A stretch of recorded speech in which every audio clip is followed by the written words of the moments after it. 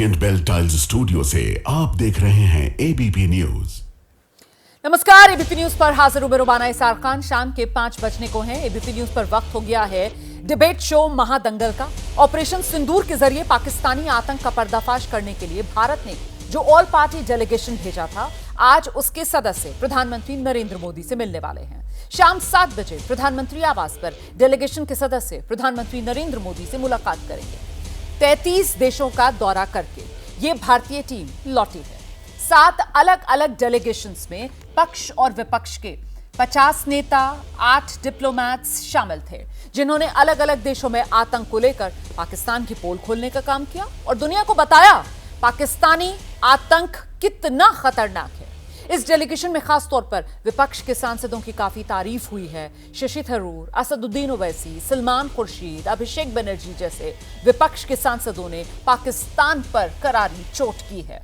लेकिन ताज्जुब की बात है, ऑल पार्टी डेलीगेशन को लेकर देश में राजनीति जबरदस्त हुई। सदस्यों के नाम से लेकर मिशन की सफलता तक विपक्ष ने कई तरह के सवाल उठाए।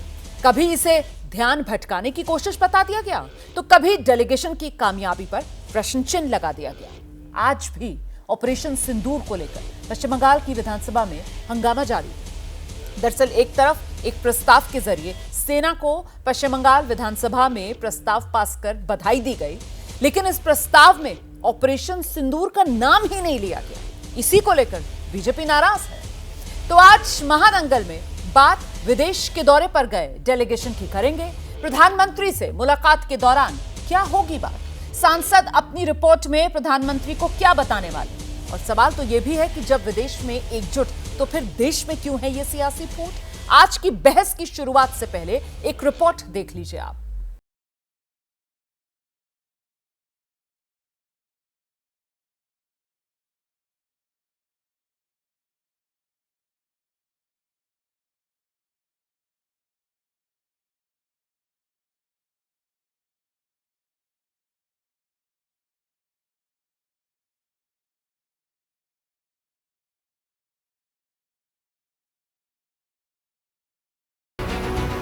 भारत की बात बताने गए थे। टेररिज्म लोकतंत्र के खिलाफ है, टेररिज्म इंसानियत के खिलाफ है, टेररिज्म मानवाधिकार के खिलाफ है। प्रधानमंत्री जी आसाम में बुलाया है, हम लोग जा रहे हैं वहाँ पर, और एक फीडबैक जो है वहाँ क्या अनुभव रहा शेयर करेंगे उनके साथ। सब जगह हमारा संदेश यही था कि आज जो हम भुगत रहे हैं, इतने दशकों से हम उसकी लड़ाई लड़ रहे हैं और इंडिया उसमें सक्षम है, तो हमने अपनी बात उनको रखी है। We called it out, we hold Pakistan accountable.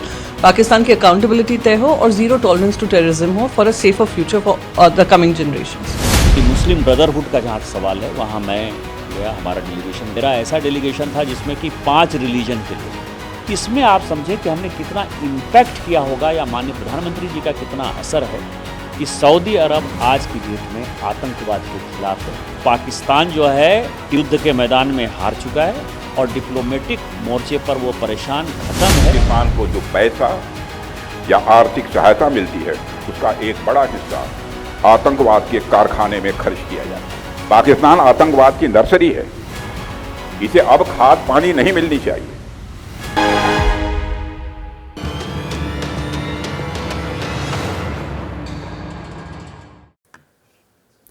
तो आज प्रधानमंत्री से मिलेंगे विदेश से लौटे ये प्रतिनिधिमंडल के सदस्य।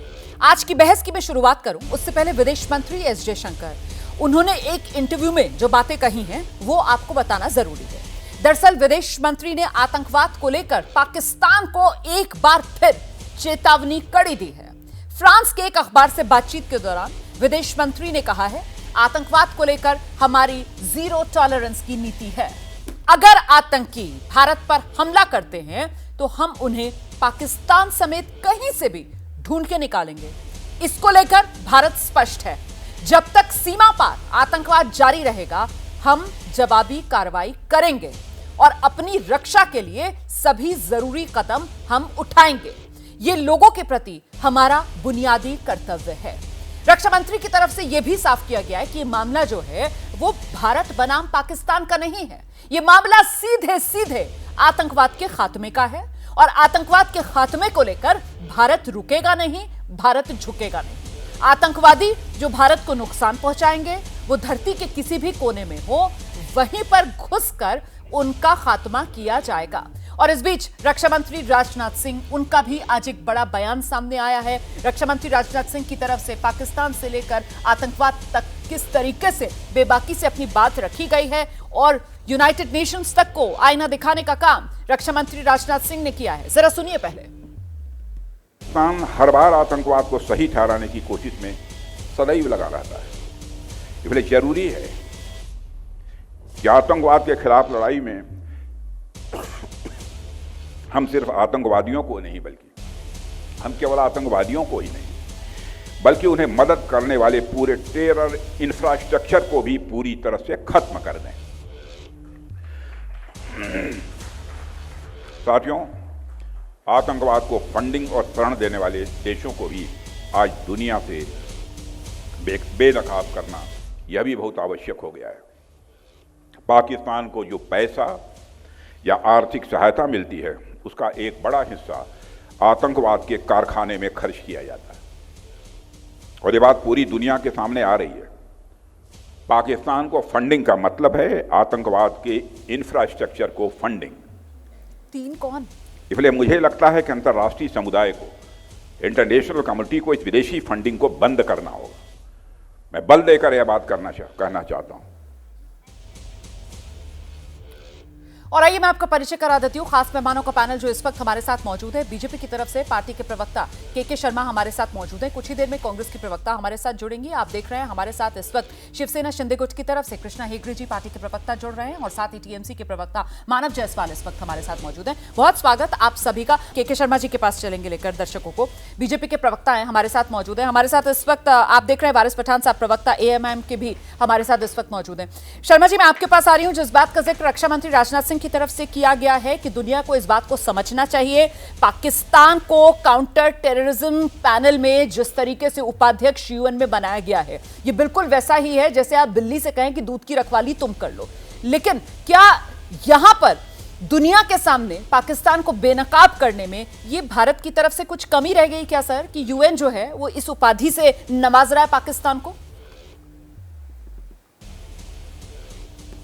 नहीं रोमाना जी, ऐसा नहीं है। देखिए, जो इंटरनेशनल पॉलिटिक्स है वो कुछ अलग है। ठीक। और उस पर ये देखना, क्योंकि इंटरनेशनल जो पॉलिटिक्स होता है उसमें कई विषय हैं, कई तरह के विषय हैं, पर जो डेलीगेशन हमारे 59 सांसदों का अभी विदेश गया और जो कि लगभग 7 टीमों पर था, 5 प्रमुख उसके संदेश थे इस डेलीगेशन के। एक तो आतंकवाद पर जीरो टॉलरेंस की नीति, पाक आतंक का समर्थक है ये साबित करना, भारत एक जिम्मेदार और संयमित देश है, आतंक के खिलाफ पूरा विश्व एकजुट हो, पाक को लेकर हमारी स्पष्ट नीति है कि आने वाले समय पर पाक अधिकृत कश्मीर पर ही वार्ता होगी और पाकिस्तान को आतंकवाद समाप्त करना ही पड़ेगा। ये कुछ प्रमुख उद्देश्य के साथ हमारा डेलीगेशन ठीक है वहां गया था 59 सांसदों का, और सभी दलों के लोग उसमें सम्मिलित थे। और मैं समझता हूं कि जिस ढंग से वहां पर इनके जाने पर इन्होंने अपने संदेश दिया और विदेशी देशों का जो लगभग जो है वहां जिन 33 देश में गए थे लोग, तो वहां से जिस ढंग से समर्थन इस डेलीगेशन को मिला है वो बहुत ही उत्साहवर्धक है। और निश्चित तौर से भारत ने अपना संदेश इन विदेशों में डिलीवर कर पाने में सफलता अर्जित की है। आप जो बात कह रहे हैं के शर्मा जी, इसीलिए मैंने ये सवाल पूछा आपने क्योंकि अभी ये पश्चिम बंगाल मैं सर उस पर आ रही हूँ क्योंकि अभी टीएमसी के मेहमान हमारे साथ जुड़े हुए नहीं है। वो पश्चिम बंगाल वाली चर्चा जब टीएमसी के मेहमान जुड़ जाएंगे तभी करेंगे तो बेहतर रहेगा, ताकि वो जवाब भी दे पाए। वो मुद्दा है, उस पर मुझे चर्चा करनी है। लेकिन एक बार मैं आपसे समझना चाहती हूँ सर कि हम जो है वो 7 प्रतिनिधि जो ये मंडल है इनको भेजते हैं सर, सर्वदलीय प्रतिनिधि मंडल 33 देशों में हम भेजते हैं। और जैसा कि आपने गिनाया कि साहब उनका जो लक्ष्य था वो बताना दुनिया को ऑपरेशन सिंदूर की सफलता के बारे में, आतंकवाद के खिलाफ भारत की जीरो टॉलरेंस के बारे में बताना, और आपने बताया अभी कि कैसे हमारा मकसद ये था कि पाकिस्तान आतंक का जिम्मेदार है, ये हम दुनिया को बताएं। और बावजूद इसके दुनिया, यूनाइटेड नेशंस जो सबसे बड़ा चौधरी बनकर बैठा हुआ है यहां पर सारे देशों का, वो काउंटर टेररिज्म जो पैनल बनाता है उसमें उपाध्यक्ष पद पर पाकिस्तान को बिठा देता है, और खुद रक्षा मंत्री ने इसको लेकर यूनाइटेड नेशंस को कटघरे में खड़ा किया है। इसीलिए सवाल बड़ा हो जाता है सर कि ये ऐसी स्थिति क्यों बन रही है?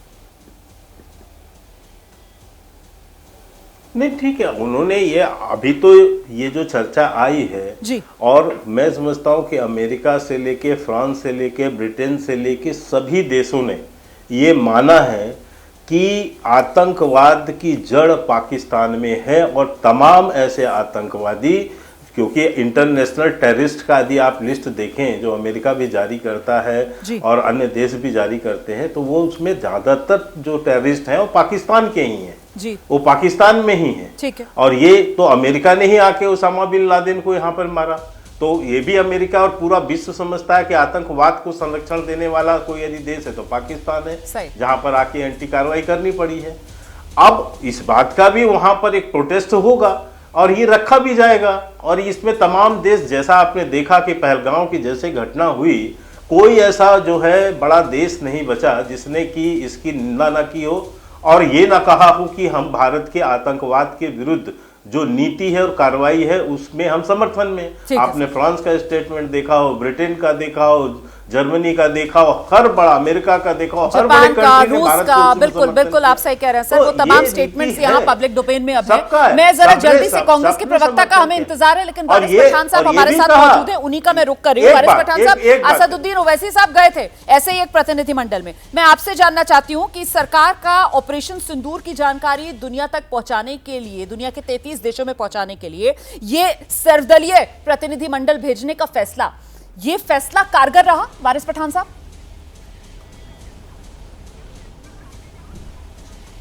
देखिए रुमाना जी, सबसे पहले तो मैं अपनी जानिब से तमाम उन मेंबर ऑफ पार्लियामेंट्स को जो डेलीगेशन का हिस्सा बने थे, अपनी राजनीतिक विचार मतभेद को छोड़कर सब एक साथ एक सुर में इंडिया को रिप्रेजेंट किए बाहर जाके और कामयाब रहे, उनको मैं अपनी जानिब से बहुत मुबारकबादी पेश करता हूं। और एक ये बहुत सफलतापूर्ण ये कार्य रहा, देखिए जब लोगों ने देख लिया, विश्व ने देख लिया कि जब भारत एक हो जाता है तो कोई ताकत नहीं है कि भारत को आंख उठा के भी देख सके। और किस तरह से हमारा डेलीगेशन वहां गया, उन्होंने पाकिस्तान के पूरे पड़कच्छे उड़ा दिए, पूरे विश्व को बता दिया कि पाकिस्तान किस तरह से टेररिस्ट ऑर्गेनाइजेशन का समर्थन करता है और जिसका खामियाजा भारत भुगत चुका है। हम देख चुके हैं 26/11 हमारे वहां हो चुका था, पुलवामा हो चुका था, और अब जो दरिंदगी की हद पार कर दी थी उन्होंने पहलगाम के अंदर आतंकवादियों को भेजकर, जिनकी मंशा ये थी कि भारत देश में जाकर वहां पे बेगुनाह बेकसूर पर्यटकों को नाम पूछकर, मजहब पूछकर जो मारा उनके बीवी बच्चों के सामने, तो उनकी मंशा थी कि भारत में हिंदू मुसलमानों के बीच में नफरत पैदा करे। उसका पर्दाफाश किया, पूरे विश्व को जाके दिखाया कि पाकिस्तान की नीयत में कितनी बड़ी खोट थी। आज पूरे विश्व को पता चला कि जो मेन टेररिस्ट ऑर्गेनाइजेशंस वर्ल्ड के अंदर चल रहे वो पाकिस्तान से, और ये एक बहुत बड़ी बात है, ये बहुत बड़ी कामयाबी है कि तमाम एमपीज ने, तमाम पॉलिटिकल पार्टी ने एक चीज का तय किया कि ये हमारे राजनीतिक विचारधारा मतभेद हो सकते हैं, मगर जब भारत नेशन फर्स्ट आ गया, जब नेशनल सिक्योरिटी की बात आ गई, तो तमाम ने एक ही सुर में बाहर जाकर पूरे विश्व को यह बता दिया, और विश्व ने माना कि बिल्कुल आप लोग सही बोल रहे हैं कि पाकिस्तान इस तरह की गंदी और ऊंची हरकत कर रहा। हमारे पार्टी प्रेसिडेंट ने तो यहां तक बोल दिया कि पाकिस्तान तो नालायक लोग है। उन्होंने तो एक तस्वीर जो पाकिस्तान के जो मुदीर दे रहे थे अपने प्राइम मिनिस्टर को भी बताया कि किस तरह से बोगस, एक तस्वीर सही पर नहीं बना सकते, वो हमारे भारत देश के खिलाफ इस तरह की षड्यंत्र रचाया जा रहा है। तो सबको बेनकाब करना बहुत जरूरी था, और ये विश्व के अंदर एक मैसेज और भी चला गया कि भारत के अंदर जब तमाम पॉलिटिकल पार्टी अपने विचारिक मतभेद को छोड़ के एक होती है तो किसी के अंदर ताकत नहीं कुछ कर सके। तो मैं समझता हूं बहुत अच्छा ये मैसेज गया। हाँ, यहां पर कुछ पॉलिटिकल पार्टियां तो है, देखिए हम डेमोक्रेसी में रहते हैं, संविधान को मानते हैं, बहुत बढ़िया बात है, मैं दोबारा अधिकार है, अधिकार ये कि सवाल करे सरकार से। जी, आपके पास दोबारा आऊंगी, लेकिन जो आपने बात कही है ना, राजनीतिक विचारधारा से ऊपर उठकर, ये मौका ऐसा था जब देश के बारे में सोचना था, देश हित को देखना था, देश के मान सम्मान की बात थी, और सबको एक जबान में अपनी बात रखनी थी। ऐसे में अनुमा आचार्य जी, कांग्रेस क्या ये मौका चूक गई? क्योंकि एक के बाद एक बयान कांग्रेस के नेताओं की जिस तरीके से आए कि साहब पहलगाम में हमला करने वाले आतंकवादी खुले घूम रहे हैं, हमारे सांसद दुनिया भर में घूम रहे हैं, संसदीय डेलीगेशन भेजना ध्यान भटकाने का प्रयास है। मतलब ये जो बयान कांग्रेस की तरफ से सामने निकल कर आए, ऐसे बयान क्यों? अनुमा जी। रोमाना जी, आपको और सभी पैनलिस्ट को नमस्कार। आपको अच्छी तरह मालूम है कि जितने अच्छे तरीके से कांग्रेस के सांसदों ने भारत का पक्ष रखा, उतना तो भारतीय जनता पार्टी के अपने सांसद नहीं रख सके।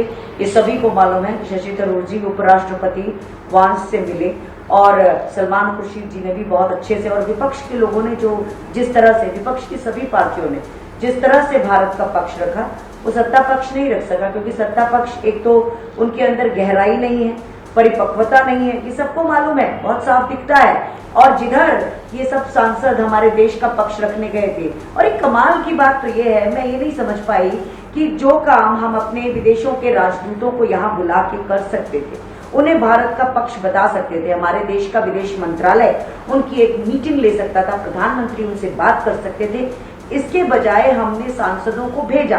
चलिए भेजा, आप मान गए कि आपकी विदेश नीति इस कदर इस तरह फेल हो चुकी थी कि आपको भेजना पड़ा। लेकिन जो भी विपक्ष के सांसद थे, उन्होंने ज्यादा बेहतर तरीके से भारत का पक्ष रखा।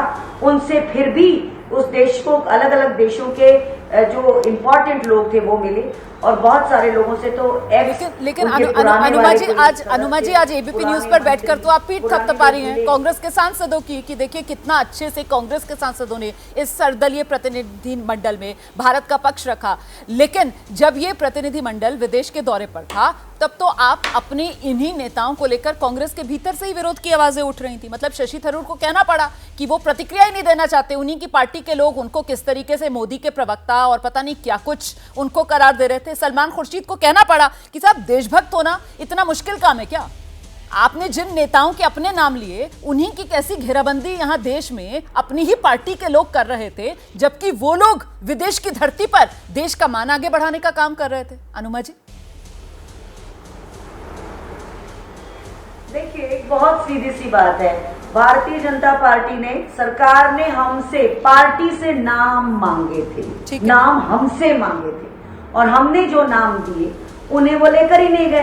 तो ये क्या तरीका होता है? अगर आप बदतमीजी पर उतारू रहेंगे, उसके बाद भी जो हमारे सांसद गए और उन्होंने बहुत शानदार तरीके से नाम रखा, इसके बाद भी मैं एक फौजी हूं तो एक बात बोलूंगी, जिस विदेश मंत्री जयशंकर ने हमारी सेनाओं का एलिमेंट ऑफ सरप्राइज हटा दिया, जिसके कारण हमें नुकसान हुआ, उस विदेश मंत्री पर आज तक यूएपीए क्यों नहीं लगा है? एलिमेंट ऑफ सरप्राइज कैसे हटाया उन्होंने? कैसे ये किया उन्होंने?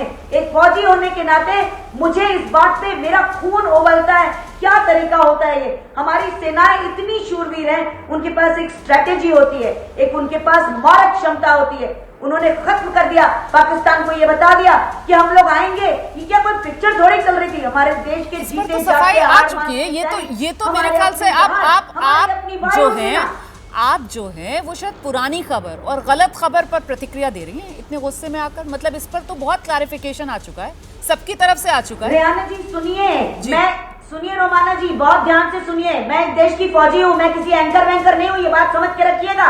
देश की फौजी हूँ और फौज की बात करती हूँ। आपको उसमें अगर तकलीफ होती है, और कोई गलत नहीं था, एट द स्टार्ट, आज भी वो वीडियो मौजूद है, मैं दिखाऊं क्या आपको? मैं अभी दिखा सकती हूं। अनुमा जी आपका बहुत सम्मान, देश की फौज का बहुत सम्मान, देश की फौज का बहुत सम्मान। अनुमा जी आपका बहुत सम्मान, लेकिन अनुमा जी मैं भी इस देश की नागरिक हूं, और जो मेरी कैपेसिटी है, मैं उस कैपेसिटी में अपना कर्तव्य, अपनी जिम्मेदारी निभाती हूं। मैं एंकर हूं तो मुझे एंकर वैंकर कहकर बुलाने की आपको जरूरत नहीं है मैम। मैं आपका पूरा सम्मान करती हूँ, आप भी मेरा सम्मान कीजिए और मेरे काम का सम्मान कीजिए। मैं आपके अपने काम के प्रति मैं बहुत वफादार हूँ। तो एंकर वैंकर कहकर या मेरे काम को छोटा दिखाकर आप अपनी लंबी लकीर मत खींचिए मैम। सेना का पूरा देश सम्मान करता है, आपका भी मैं पूरा सम्मान करती हूँ, लेकिन आप भी मेरे काम का सम्मान कीजिए। आप इस तरीके से मेरा अपमान मत कीजिए और मेरे काम का अपमान मत कीजिए। काम कोई छोटा बड़ा नहीं होता है मैम, काम कोई छोटा बड़ा नहीं होता है। आपकी कनेक्टिविटी में कुछ दिक्कत आ रही है, आपकी कनेक्टिविटी में कुछ दिक्कत आ रही है, आपका आउटपुट फ्रीज हो गया है मैम। आपका आउटपुट फ्रीज हो गया है, दर्शक देख पा रहा होगा, आपकी कनेक्टिविटी में प्रॉब्लम है, मैं इसको ठीक कराकर दोबारा आपके पास आऊंगी। लेकिन उससे पहले जरा जल्दी से जी 30 सेकंड आपको देना पड़ेगा मुझे के शर्मा जी, क्योंकि यहाँ पर विदेश नीति फेल, ये अनुमा जी की तरफ से कहा गया कि विदेश नीति फेल हो गई, इसीलिए सर्वदलीय प्रतिनिधिमंडल सरकार को भेजना पड़ा। जवाब दीजिए। देखिए कितना दोहरा चरित्र है कांग्रेस का। आपने दो उदाहरण सामने रखे और उनकी बोलती बंद हो गई, वो इधर से उधर अपना जो है उबाल टीवी में दिखाने लगी, एंकर को अपमानित करना, गाली देना, यही सब इनकी भाषा हो गई है। यही शशि थरूर जी को जब भेजा जा रहा था, सलमान खुर्शीद जी को भेजा जा रहा था, तब यही कांग्रेस पार्टी के नेता पानी पी पी कर जो है इन्हें कोस रहे थे, इन्हें गालियां दे रहे थे और ये कह रहे थे कि ये मोदी की भाषा बोलने लगे हैं, ये बोले हैं, ये लक्ष्मण रेखा पार कर रहे हैं, और उनको निष्कासन तक की बात आ गई। सही। और अभी वो बता रहे हैं यहाँ पर बैठ के कि साहब वो इतने जानकार है, भाजपा में तो ऐसे नेता है ही नहीं। और फिर ये दूसरी बात, अरे साहब हमने एक सर्वदलीय बैठक, सर्वदलीय जो है डेलीगेशन बनाया, और केवल कांग्रेस के नहीं, आप शिवसेना के भी उसमें लोग गए, ओवैसी साहब गए, अन्य दल आपके टीएमसी के लोग गए, और सबने अपनी अपनी भूमिका बहुत अच्छे ढंग से निभाई। हर सबने अपनी भूमिका निभाई है, सबके बयान की चर्चा हुई है, लेकिन केवल एक कांग्रेस एकमात्र ऐसी पार्टी है जो अपने ही नेताओं के विरोध में खड़ी हुई और इसे बारात बताया, इस डेलीगेशन को टूरिज्म पैसे का खर्चा बताया। आपका ये दोगला चरित्र आता कहां से है? आप गलत चीजों को कौन सा आपको खाना खाते हो कि ऐसा चरित्र लाते हो? और मैं ये बात कहना चाहता हूं, मुझे बोलना पड़ेगा ना, क्योंकि वो जो गिना रहे हैं ये कांग्रेस के ही नेताओं के बयान थे ना, और कांग्रेस के नेता ही जो है वो घेराबंदी कर रहे थे अपने इन नेताओं की, जिनकी आज आप पीठ थपथपा रही हैं, जिनको आप बाकी जो सर्वदलीय प्रतिनिधिमंडल में सदस्य गए हुए थे उनसे बेहतर बता रही हैं, है ना? इन्हीं को लेकर सवाल उठाए थे। यही तो मैंने आपसे पहले सवाल पूछा था। एक ब्रेकिंग न्यूज आ रही है, बड़ी खबर है, जरा दर्शकों को जल्दी से इस ब्रेकिंग न्यूज के बारे में जानकारी दे देते हैं। ममता बनर्जी पश्चिम बंगाल की मुख्यमंत्री हैं, उन्होंने केंद्र सरकार पर निशाना साधा है। पहलगाम हमला केंद्र की लापरवाही का नतीजा, ये ममता बनर्जी की तरफ से कहा गया है। सेना का राजनीतिकरण कर रही है बीजेपी, ममता बनर्जी सीधे बीजेपी को कटघरे में खड़ा कर रही हैं। हमले की जगह पर सुरक्षा क्यों नहीं थी, ये सवाल भी ममता बनर्जी की तरफ से पूछा गया है। तो एक के बाद एक ये सवाल जो दागे गए हैं ममता बनर्जी की तरफ से, और ममता बनर्जी कह रही हैं कि पहलगाम हमला केंद्र की लापरवाही की वजह से सेना का राजनीतिकरण बीजेपी कर रही है। हम जरा जल्दी से हमारे साथ जो पैनलिस्ट हैं उन्हीं का रुख कर लेते हैं। मानव जायसवाल के पास मैं लेकर चलूंगी। मानव जी, मेरी आवाज मिल रही है ना? आज शो में पहला सवाल मैंने आपसे ही पूछा था सर, लेकिन बदकिस्मती से आप तक मेरी आवाज नहीं पहुंची। अब हमने ममता बनर्जी का ये बयान भी बता दिया जो उनकी तरफ से कहा गया कि साहब बीजेपी इस सेना का राजनीतिकरण कर रही है। आप तो मुझे ये बताओ सर, ये जो प्रस्ताव पास करते हो आप लोग पश्चिम बंगाल विधानसभा में, इस प्रस्ताव में सेना के शौर्य की बात करते हो आप, पाकिस्तान को सबक सिखाने की बात करते हो आप, लेकिन वो सेना का शौर्य जो ऑपरेशन सिंदूर के जरिए नजर आया, वही ऑपरेशन सिंदूर नाम मिसिंग। क्यों सर, गलती हो गई या जानबूझकर ऑपरेशन सिंदूर से दूरी बनाई? पहले तो आपके माध्यम से सभी को बहुत बहुत नमस्कार है रोमाना जी। सॉरी, इससे पहले मेरी शायद एक्टिविटी नहीं थी, और आपके माध्यम से पूरे देश में जितने लोगों ने अपने प्रियजनों को खोया है, चाहे वो ऑपरेशन सिंदूर, पहलगांव हो या फिर पुलवामा हो या फिर उरी हो या फिर केदारनाथ बद्रीनाथ हो या पठानकोट हो, ये जितने भी लोगों ने अपने प्रियजनों को खोया है, हमारी संवेदना उस हर परिवार के साथ है। हमारी संवेदना उस तरीके से कि जो ममता बनर्जी सिर्फ नाम से ममता नहीं है, ममत्व का निर्वाह किया। शायद इसीलिए कश्मीर में जब ये शेलिंग हो रही थी तो हमारे लोग, हमारे प्रतिनिधि, हमारे एमपीज वहां भी पहुंचे थे। शायद यही कारण है जो हमारे युवा नेता, देश के भविष्य श्री अभिषेक बैनर्जी आज देश विदेश में भारत का पक्ष रख रहे हैं, और पुरतोल जरूर जोरदार तरीके से रख, लेकिन विदेश में, भारत के बाहर कहीं पे भी हो, किसी भी पटल में हो, हम भारत के साथ हैं, हम भारतीय हैं। हम उस सरकार का भी पक्ष रखेंगे जो कहीं ना कहीं इनसे चूक हुई है, लेकिन जब अकाउंटेबिलिटी की बात है, जब जिम्मेदारी की बात है, तो हम तो मांगेंगे कि जिम्मेदार कौन? आप जरूर पूछिए। क्या ये नाकामयाबी है? जिम्मेदारी तय करवाइए, आप जवाबदेही आप तय करवाइए, लेकिन मेरा सवाल उसका तो जवाब देते चलिए ना। मेरा सवाल तो ऑपरेशन सिंदूर को लेकर था। सेना के शौर्य की बात बिल्कुल। करते हैं तो सेना ने ही अपने ऑपरेशन के लिए ऑपरेशन सिंदूर नाम तय किया था ना। सेना के ही लोग थे मैडम, जिन्होंने बाकायदा उसका मैडम, लोगो भी बनाया था। मैडम। ये पूरा प्रस्ताव है सर मेरे पास, तो ये रहा पूरा प्रस्ताव, इसमें कहीं भी ऑपरेशन सिंदूर का नाम नहीं है। मैं इसीलिए पूछ रही हूँ ये ऑपरेशन सिंदूर रोमाना से जी। इतनी चिढ़ क्यों है सर इस नाम से? जी रोमाना जी तो ध्यान रखिएगा, कुछ दिन पहले इन्हीं के मंत्री, इन्हीं के लोग, इन्हीं के नेतागण सिंदूर खेला की बात कर रहे हैं। गली मोहल्ले में हमारी माँ बेटियों को सिंदूर बांटने लगे। तो राजनीतिकरण किसने किया? आप राजनीतिकरण कर रहे हैं। ऑपरेशन सिंदूर को आपने सिंदूर खेला से तुलना कर दी। आपको पता है सिंदूर खेला क्या होता है बंगाल में? ये उत्सव को दर्शाता है।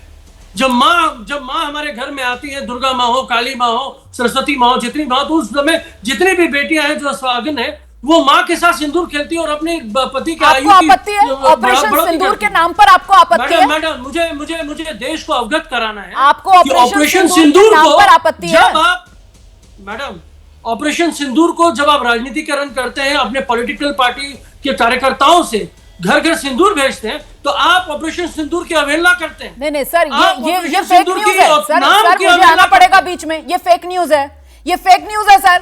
बीजेपी की तरफ से इस बात को लेकर कितनी बार क्लैरिफिकेशन दी गई है कि ये फेक न्यूज है सर, सिंदूर नहीं भेजा गया। आप मुझे दिखा दीजिए कहां सिंदूर भेजा गया घर घर। रोमाना जी आइए। संबित पात्रा जी ने आके बकायदा चैनलों पे बोला, इनके कार्यकर्ता हमारे बंगाल के इनके प्रेसिडेंट ने मंच पे खड़े होकर बोला ऑपरेशन सिंदूर, ऑपरेशन बंगाल, घर घर सिंदूर पहुंचा।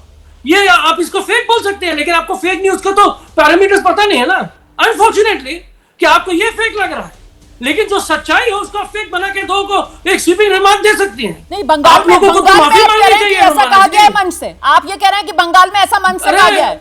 मोदी जी के मन से प्रदेश अध्यक्ष ने कहा है कि घर घर सिंदूर भेजो, घर घर सिंदूर भेजो, ये बोला है। सुनिए, आप ये कह रहे हैं मोदी जी के मन से, मोदी जी के मन से बोला गया। क्या बोला गया? आज हमारे बेटे मारे जाते हैं, हमारे भाई मारे क्या बोला गया? पहले ये उसके ऊपर वोट मांगते हैं। घर घर सिंदूर भेजने की बात बोली गई है मंच से।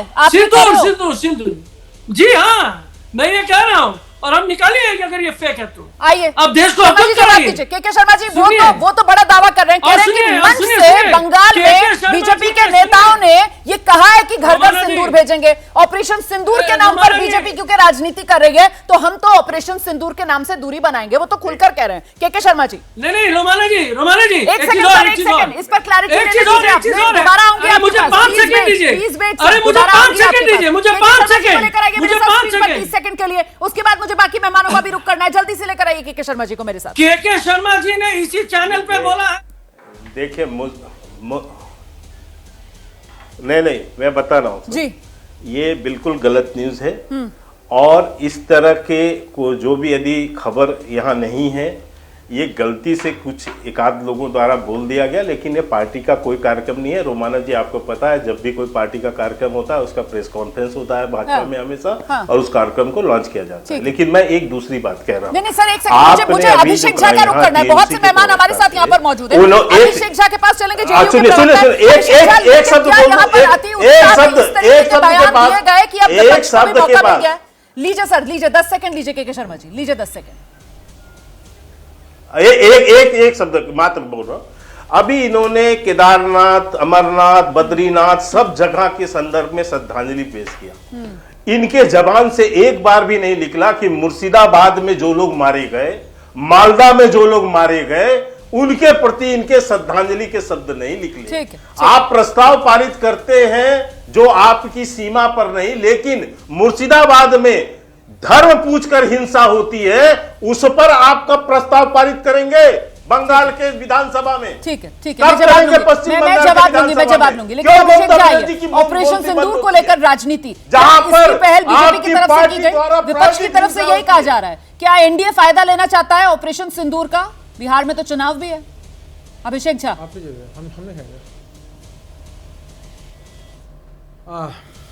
इसका कोई फायदा नहीं लेना चाहता है रोमाना जी। हमने शुरू से कहा है कि ऐसे मुद्दे कतई राजनीति के लिए नहीं हो सकते हैं। जो लोग राजनीतिक गिद्धों की तरह लाशों पर राजनीति करना चाहते हैं, उन्हें ऐसी राजनीति मुबारक। हमारे देश पर एक आतंकवादी हमला होता है, हम सभी मर्माहत होते हैं, ऑल पार्टी मीटिंग होती है, सभी दल कहते हैं कि हमारा पूर्ण समर्थन सरकार के साथ है, सेना जो करे हम साथ खड़े हैं। सेना मुंहतोड़ जवाब देती है। कुछ दिन ये लोग शांत रहते हैं, लेकिन उसके बाद इनका असली चेहरा सामने आ जाता है रोमाना जी। ये लोग अपनी ओछी और घटिया राजनीति का प्रदर्शन करना शुरू कर देते हैं। सेना पर, सेना की कार्रवाई पर सवाल उठाते हैं, सरकार की मंशा पर सवाल उठाते हैं। ये सब बहुत ताज्जुब की बात हम सब के लिए। खैर, आज जिस टॉपिक पे हम डिबेट करने बैठे हैं वो टॉपिक ये है कि विदेशों में हमारे एमपीज जाते हैं, डेलीगेशन जाता है, पूरे विश्व को पाकिस्तान की सच्चाई बताता है। पहले तो मैं ये बता दूं कि हम कोई पाकिस्तान की कंप्लेन करने नहीं गए हैं। हम भाई विश्व को बताने गए हैं कि अगर पाकिस्तान जैसे मुल्क ने हम पर फिर से कोई आतंकवादी हमला ऑर्गेनाइज किया तो हम ऐसे ही मुंह तोड़ जवाब देंगे। हम किसी से पूछते नहीं हैं, हम कंप्लेन नहीं करते हैं। भारत अपने आप में महाशक्ति है। हमारी सरकार का और सेना का इकबाल बुलंद है और हम जवाब देने में सक्षम हैं। राजनीति इस पर कहां से शुरू होती है कि कांग्रेस पार्टी के लोग कहते हैं कि हमारे चुनिंदा सांसदों को क्यों नहीं भेज रहे हो। अरे भाई, सांसद पहले देश के हैं। अब कांग्रेस पार्टी को इस बात पर शंका है कि शशि थरूर, मनीष तिवारी जाएंगे तो कहीं मोदी जी की तारीफ ही करना नहीं शुरू कर दे। अब यही समझ में नहीं आ रहा है कि जो सांसद गए हैं वो कांग्रेस पार्टी के सांसद हैं या कांग्रेस पार्टी में सांसद हैं। भाई, सांसद कांग्रेस पार्टी के हैं, लेकिन कांग्रेस पार्टी को इस बात का शक है कि ये अभी कांग्रेस पार्टी में नहीं है, ये कहीं और जा चुके हैं। इसलिए ऐसे सांसदों को मौका क्यों दिया जा रहा है? तो ओछी घटिया राजनीति तो यहीं से शुरू हो गई कि जब हम विश्व में जा रहे हैं तो एकजुटता का परिचय देना चाहिए। तो हमारे अपने घर में आप फूट दिखा रहे हैं और टूट दिखा रहे हैं कि हम ओछी और घटिया राजनीति करेंगे। अब डेलीगेशन वापस आ चुका है, प्रधानमंत्री जी सबसे मिल रहे हैं और ये बहुत अच्छी बात है। हमने पूरे विश्व को बताया कि भारत शांति का पाठ पढ़ाता है, लेकिन भारत जवाब देने में सक्षम है। छेड़ोगे तो हम छोड़ेंगे नहीं और आगे भी हम ऐसी ही कार्रवाई करते रहेंगे। देखिए रुमाना जी, मैं मर्म बताता हूँ, हमारे जो विपक्ष के साथी हैं उनके मन के अंदर की टीस और दिल के अंदर का दर्द क्यों है? वो दर्द इसलिए है कि इनको लगता है कि ऑपरेशन सिंदूर अभी स्थगित हुआ है और हम पहले स्पेशल सेशन की मांग करते हैं स्पेशल ट्रीटमेंट के लिए। कहना कुछ नहीं है। इनको लगता है कि पूरा फोकस सरकार पर है, मोदी जी पर फोकस है, एनडीए पर फोकस है।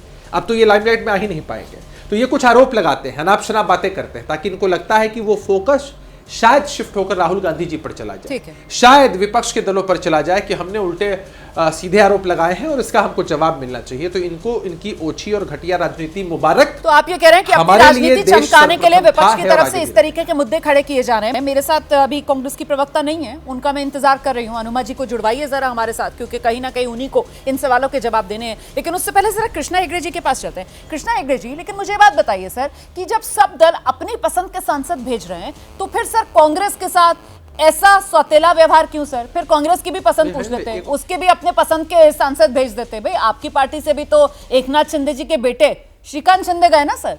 अब टीएमसी ममता बनर्जी ने यूसुफ पठान का नाम सामने आया था, उन्होंने विड्रॉ कर लिया नाम। आखिरकार ममता बनर्जी के भतीजे अभिषेक बनर्जी को भेजना पड़ा ना सर। तो सर्वदलीय प्रतिनिधि मंडल अगर भेजा जा रहा था तो उसमें कांग्रेस की बात भी मान ली जाती। भाई, जो पार्टी चाह रही थी अपने सांसदों को भेजना, उनको भेज दिया जाता। सबको प्रेफरेंस दी गई तो कांग्रेस को प्रेफरेंस क्यों नहीं? देखिए, जो ग्लोबल डेलीगेशन गया है उसमें जो सांसद गए हैं, तजुर्बेकार सांसद गए हैं और जो शशि थरूर जी की जो कैपेसिटी और कैपेबिलिटी है, क्योंकि वो अंडर सेक्रेटरी यूएन के रह चुके हैं, तो मुझे लगता है कि कांग्रेस पार्टी से उनसे अच्छा सांसद एक ग्लोबल पर्सपेक्टिव देने के लिए और कोई नहीं हो सकता था। और मुझे लगता है कि सम्मान्य प्रधानमंत्री जी ने एक सही सांसद को जॉब के लिए चुना और उनको वो डेलीगेशन का हेड भी बनाया। तो जो शशि थरूर जी का वर्ल्ड वाइड एक्सपीरियंस है यूएन में, वो बिल्कुल काम में आया और एक दो देशों ने जो पाकिस्तान को सपोर्ट किया उन्होंने विड्रॉल लेटर भी दे दी, वो हमने देख लिया है जी। दूसरी बात यह है कि कांग्रेस पार्टी के जो नेता है, रॉबर्ट वाड्रा हो, इमरान मसूद हो, तिम्मैया हो, सिद्धरामैया हो, पवन खेरा हो, हमारे खुद राहुल गांधी हो, हमने देखा है कि उन्होंने क्या कहा है ऑपरेशन सिंदूर के पहले भी, ऑपरेशन सिंदूर के दौरान और ऑपरेशन सिंदूर के बाद। और वही मानसिकता आज कांग्रेस के प्रवक्ता आपके चैनल पे भी रख रहे थे। वो खुद को फौजी कह रहे थे, लेकिन वो फौजी है वो भूल गए, लेकिन वो ज्यादा कांग्रेस के प्रवक्ता के मार्फत बोल रहे हैं। जो उनके नेताओं ने पहले कहा उसको फिर से दोहराए थे। मोदी जी की विदेश नीति की एक सफलता है, अभी से नहीं लेकिन पहले से ही। और अब जो पूरा वर्ल्ड वाइड डेलीगेशन गया है, जिन्होंने भारत का पक्ष पूरे विश्व में रखा है, इसमें एक ग्लोबल कंसेंसस बनाने की कोशिश की गई है। और मुझे लगता है कि ग्लोबल कंसेंसस हमको हमारे पास है और पाकिस्तान अकेला पड़ गया है। जो बात रखी पर गई, सर आप जिस ग्लोबल कंसेंसस की बात कर रहे हैं, विपक्ष की तरफ से तो गिनाया जा रहा है कि साहब क्या ग्लोबल कंसेंसस बना लिया। वो कह रहे हैं कि साहब आईएमएफ ने तभी वो फंड रिलीज कर दिया, एडीबी जो है वो पैसा दे रही है पाकिस्तान को, अब वो यूनाइटेड नेशंस में जो काउंटर टेररिज्म पैनल है उसमें पाकिस्तान को उपाध्यक्ष बनाया जा रहा है। तो यही तो सवाल है विपक्ष के कि आप चले थे पाकिस्तान को अलग थलग करने के लिए, लेकिन ये सब जो दुनिया में डेवलपमेंट्स हो रही है इसको किस तरीके से देखा जाए? कृष्णा हेगड़े जी। रोमाना जी, कोई भी कंसेंसस एक दिन में नहीं बनता। ओके। कंसेंसस बनाने के लिए एक पहल लगती है, समय लगता है, और मुझे लगता है कि सम्माननीय प्रधानमंत्री जी ने जो ग्लोबल डेलीगेशन भेजा है, सही लोगों को चुनकर सही वक्त पर और सही जगहों पर भेजा है, और मुझे लगता है उसका भी जो परिणाम है और रिएक्शन है वो जल्द हमको दिखने वाला है। पाकिस्तान को जो इंटरनेशनल मॉनेटरी फंड से फंडिंग मिली है वो ऑपरेशन सिंदूर के पहले मिली थी, और मुझे लगता है कि आने वाले दिनों में जो भी फंडिंग उनको मिल रहा है दूसरे भी देशों से, उसमें बिल्कुल कटौती होने वाली है, और जो हमारी विदेश नीति है वो आने वाले दिनों में भी सफल होने वाली है। लेकिन कांग्रेस से भी आग्रह रहेगी और अपील रहेगी, जब पूरी देश सम्माननीय प्रधानमंत्री के साथ है तो आप क्यों अलग पड़ रहे हैं? मुझे लगता है देश की जनता जो है वो आपको कभी माफ नहीं करेगी। ठीक है सर, अब कांग्रेस की प्रवक्ता हमारे साथ आ गई हैं, उन्हीं के पास चलेंगे दर्शकों को लेकर। अनुमा जी, आपसे कनेक्शन कट गया था मैडम, दोबारा से कनेक्ट किया है। ये बताइए आप मुझे कि अभी तक यहाँ पर बात निकल कर आ रही है कि विपक्ष में भी कांग्रेस इस मुद्दे पर अलग थलग कर रही है, बाकी जो विपक्षी दल हैं वो इस सर्वदलीय प्रतिनिधिमंडल को लेकर जिस तरीके से अपनी बात रख रहे हैं और कांग्रेस जिस तरीके से बात रख रही है। कांग्रेस सिर्फ अपनी राजनीति चमकाना चाह रही है, संकीर्ण नजरिया कांग्रेस का हो गया है, कांग्रेस देश नहीं दल हित देख रही है। अनुमा जी, ऐसा है क्या? देखिए माना जी, बड़ी मजेदार बात यह है कि बीजेपी की विदेश नीति फेल हुई है, इसीलिए विदेश मंत्री से ध्यान हटाने के लिए ये दल भेजा गया, नहीं तो ये काम विदेश मंत्री का था और उन्होंने किया होता। दूसरी चीज, सेनाओं का राजनीतिकरण इस सरकार ने किया भी है, और इसी सरकार ने सेनाओं को संख्या बल में कम किया है, 1.5 लाख हमारी सेना कम कर दी है। उसके बाद हमारी सेनाओं को जो नुकसान हुआ वो विदेश मंत्री के बयान के कारण हुआ। आप उसे झूठ बोले सच बोले, आपके दर्शक भी जानते हैं कि ये बयान उन्होंने दिया था at the start of the operation, उन्होंने कहा था। और एक चीज है कि बार बार कांग्रेस को आप अलग पेडेस्टल पे कर रहे हैं। मैं गांवों में घूमी हूं, 18 गांवों में गई हूं, लोग सब सवाल पूछ रहे हैं सीज फायर हुआ कैसे, अमेरिका ने सीज फायर की बात की कैसे। तो जब हमसे नाम मांगे थे, पार्टी से नाम मांगे थे, तो पार्टी से नाम मांगे क्या पार्टी की इंसल्ट करने के लिए नाम मांगे थे कि आपके ही नाम नहीं भेजेंगे, हम अपने मर्जी से भेजेंगे? आपने कौन से नाम दिए? भारतीय जनता पार्टी की तरफ से कौन से नाम दिए गए थे जिसको सरकार ने रिजेक्ट कर दिया? पार्टी की तरफ से आनंद शर्मा जी का भी नाम था, पार्टी की सब तरफ से और भी नाम थे। पार्टी की तरफ से जो नाम थे वो नहीं लिए गए, तो ये आपको भी मालूम है, मुझे भी मालूम है। लेकिन जो नाम हमने देखा जो विदेश की धरती पर गए, अभी तो आपने खुद ही उनकी पीठ थपथपाई और आपने बताया कैसे उन्होंने शानदार तरीके से देश का मान बढ़ाने का काम किया। हमारी पार्टी का हर सांसद न केवल परिपक्व है, पढ़ा लिखा है, बात कहना जानता है, इसीलिए उसे भेजा भी जाता है। हर सांसद ऐसा है। अब क्या बात करती हैं? और एक चीज और है कि इस देश की सेना को कांग्रेस पार्टी और यूपीए के सरकारों ने टोटल अब तक 3000 जहाज खरीदे। नरेंद्र मोदी जी ने पिछले 22 साल में एक सिंगल टेंडरिंग नहीं की है। 2007 में राफेल की टेंडरिंग हम लोगों की जब हम लोग लॉजिस्टिक्स ऑफिसर थे तब हुई थी। उसके बाद पिछले 22 साल में एक भी टेंडरिंग नहीं हुई है। 2009 में अपाचे और चिनूक की टेंडरिंग हुई थी, मैं लॉजिस्टिक्स ऑफिसर हूँ। लेकिन दिक्कत यह है ना कि आप लोगों की आदत होती है, मैं आपको आपका काम नहीं सिखाती, लेकिन आप मुझे जरूर अपनी विशेषज्ञता जबरदस्ती लाते हैं जिस विषय के लोग बाग अपने विशेषज्ञ नहीं होते। तो मैं आपको बता रही हूँ कि सेनाओं को पूरी तरह से हर तरफ कमजोर बीजेपी करती है, राजनीतिकरण करती है। हमारी सेनाओं के ऑपरेशन के नाम जानती हैं? आपने एक बात कही जो शायद अनभिज्ञता के कारण कही। हमारे यहाँ नाम होते हैं ऑपरेशन विजय, ऑपरेशन पराक्रम, ऑपरेशन गगन शक्ति, ऑपरेशन त्रिशूल, ऑपरेशन प्रहार, ऑपरेशन थंडरबोल्ट, ऑपरेशन गगन, आयरन फिस्ट। हम नहीं रखते सिंदूर नाम, ये भावनात्मक शोषण का नाम भारतीय जनता पार्टी ने रखा है, सेनाओं ने नहीं लिखा है। ऑपरेशन सिंदूर भी आपको पसंद नहीं है नाम? मतलब जो पीड़ित थी और जो महिलाएं थी जिन्होंने अपनों को खोया, जिन महिलाओं के सामने उनके पति की हत्या कर दी गई है, उनको तो ऐसा लग रहा था कि जैसे वाकई में बदला पूरा हुआ। हाँ, उनको तो बहुत ठंडक मिल रही थी। भारतीय जनता पार्टी ने उनके सिंदूरों का सौदा किया है सीज फायर करके। शर्मनाक बात है कि नाम सिंदूर रखा और उन आतंकवादियों को नहीं पकड़ा, और उसके बाद उनके सिंदूरों का सौदा करके राष्ट्रपति ट्रंप ने कहते हैं सीज फायर। तो आप एक सेकंड में इस पर जवाब ले लेती हूँ। ऑपरेशन सिंदूर पर आपत्ति है और वो सीज फायर हो गया है, इसको लेकर कांग्रेस सवाल उठा रही है। हालांकि ये बताती चलूं कि सरकार की तरफ से बार बार ये कहा जा रहा है कि साहब ऑपरेशन सिंदूर जो है वो समाप्त नहीं हुआ है, वो सिर्फ स्थगित है। ये सेना की तरफ से भी कहा गया है और मुझे अभी भी ध्यान आता है सेना की वो प्रेस कॉन्फ्रेंस जिसपे सेना की तरफ से कहा गया था हम तैयार भी हैं और हम तत्पर भी हैं। लेकिन कांग्रेस कह रही है कि आपने सीज फायर कर दिया के शर्मा जी, और साथ ही साथ ऑपरेशन सिंदूर आपने कहीं ना कहीं अपमान करने का काम किया। जवाब दीजिए जल्दी से, उसके बाद बाकी मेहमानों का रुख कर रही हूं। आ रही हूं वारिस भाई, आ रही हूं आपके पास। देखिए रोमाना जी, मुझे ये कहने में अब कोई संकोच नहीं है जी कि राजनीतिक रूप से कांग्रेस के अब अंतिम दिन बहुत नजदीक है। यदि ये मानसिकता है, ये दृष्टिकोण है कांग्रेस पार्टी के प्रवक्ताओं का और कांग्रेस पार्टी की नीति का, तो इससे बड़ा दुर्भाग्य नहीं। आप सुने, मैं बता देता हूं, आप बीच में रुक जाइए, बीच में मैंने नहीं बोला, बीच में मत बोलिएगा, कोई आपके बीच में नहीं बोला था। ऑपरेशन सिंदूर, सिंदूर नाम रखने से ना, हाँ, इतनी नफरत सिंदूर नाम रखने से है, इसे सांप्रदायिक नाम बताया गया है।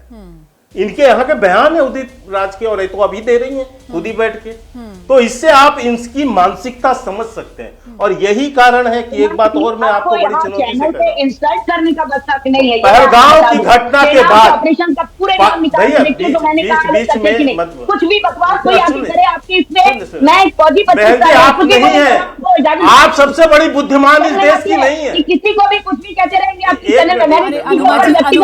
आप आराम से बोल रही हैं, आपको बीच में किसी ने नहीं टोका। क्यों चिल्ला रही हैं?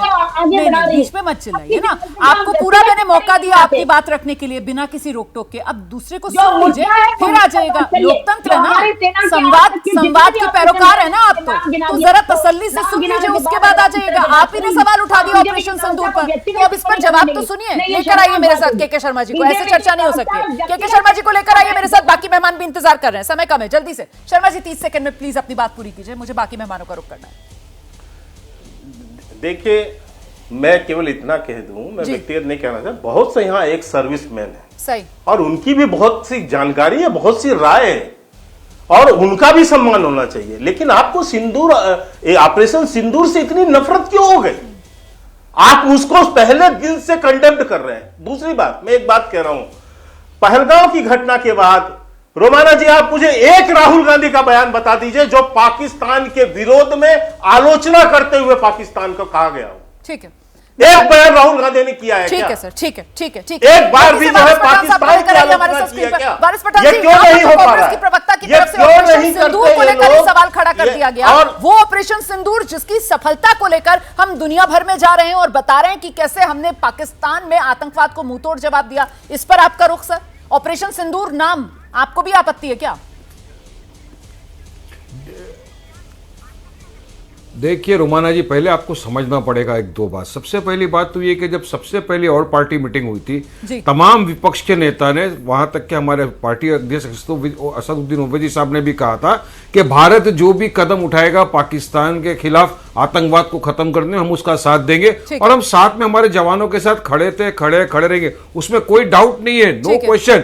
जब नेशनल सिक्योरिटी की बात आ गई, पूरा 140 प्रतिनिधिमंडल भेजा गया, ये विदेश मंत्री का काम था क्या? कांग्रेस, देखिए मैं कांग्रेस का प्रवक्ता नहीं हूँ। नहीं, विदेश मंत्री का काम था, ये गलत किया सरकार ने, सर्वदलीय प्रतिनिधिमंडल। यहाँ पर बात ये है,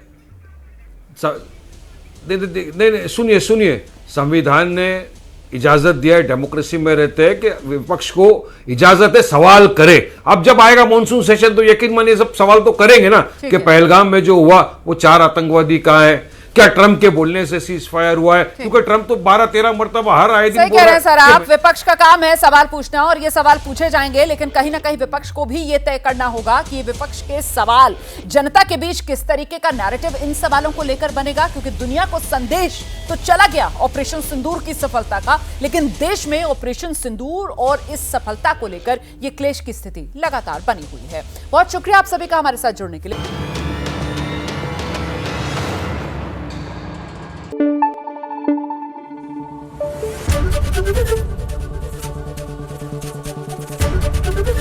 एबीपी न्यूज आपको रखे आगे।